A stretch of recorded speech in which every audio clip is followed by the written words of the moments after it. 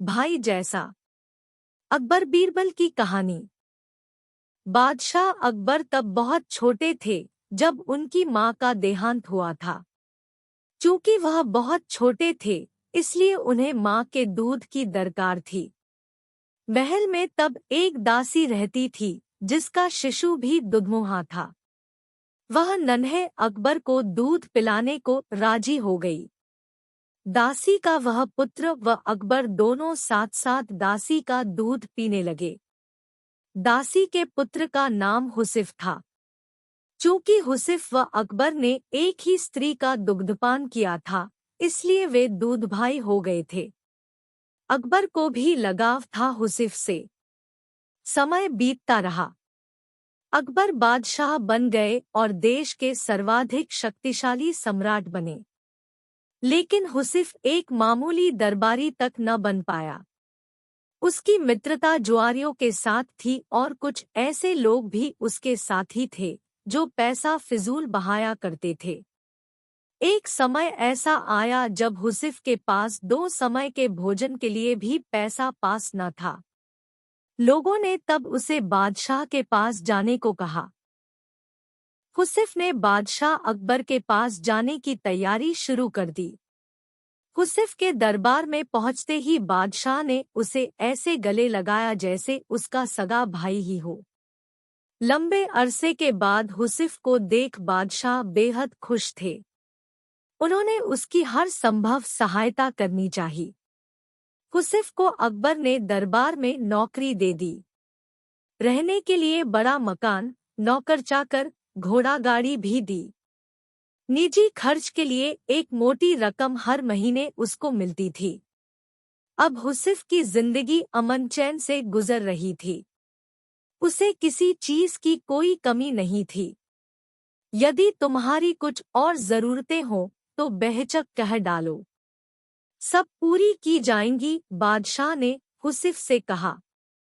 तब हुसिफ ने जवाब दिया, आपने अब तक जितना दिया है वह काफी है शाही जीवन बिताने को, बादशाह सलामत। आपने मुझे इज्जत बख्शी, सर उठाकर चलने की हैसियत दी। मुझसे ज्यादा खुश और कौन होगा। मेरे लिए यह भी फक्र की बात है कि देश का सम्राट मुझे अपना भाई मानता है। और क्या चाहिए हो सकता है मुझे, कहते हुए उसने सिर खुजाया। होठों पर एहसान भरी मुस्कान थी, लेकिन लगता था उसे कुछ और भी चाहिए था।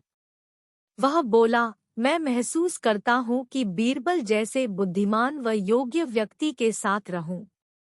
मेरी ख्वाहिश है कि जैसे बीरबल आपका सलाहकार है, वैसा ही मुझे भी कोई सलाह देने वाला हो। बादशाह अकबर ने हुसिफ की यह इच्छा भी पूरी करने का फैसला किया। उन्होंने बीरबल को बुलाकर कहा, हुसिफ मेरे भाई जैसा है। मैंने उसे जीवन के सभी ऐशोआराम उपलब्ध करा दिए हैं, लेकिन अब वह तुम्हारे जैसा योग्य सलाहकार चाहता है। तुम अपने जैसा, बल्कि यह समझो अपने भाई जैसा कोई व्यक्ति लेकर आओ जो हुसिफ का मन बहला सके। वह बातूनी न हो, पर जो भी बोले नपातुला बोले। उसकी बात का कोई मतलब होना चाहिए। समझ गए न कि मैं क्या चाहता हूँ। पहले तो बीरबल समझ ही न पाया कि बादशाह ऐसा क्यों चाहते हैं।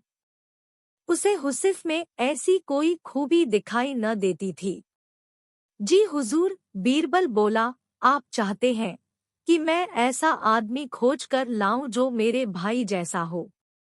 ठीक समझे हो, बादशाह ने कहा।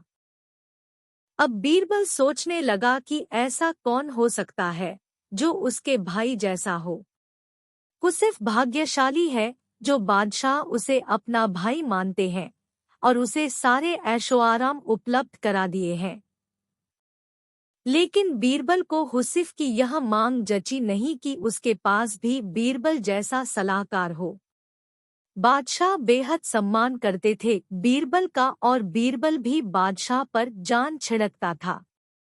लेकिन हुसिफ तो इस लायक कतई नहीं था। अब बीरबल सोच ही रहा था कि समस्या को हल कैसे किया जाए। तभी पास की पशुशाला से सांड के रंभाने की आवाज आई।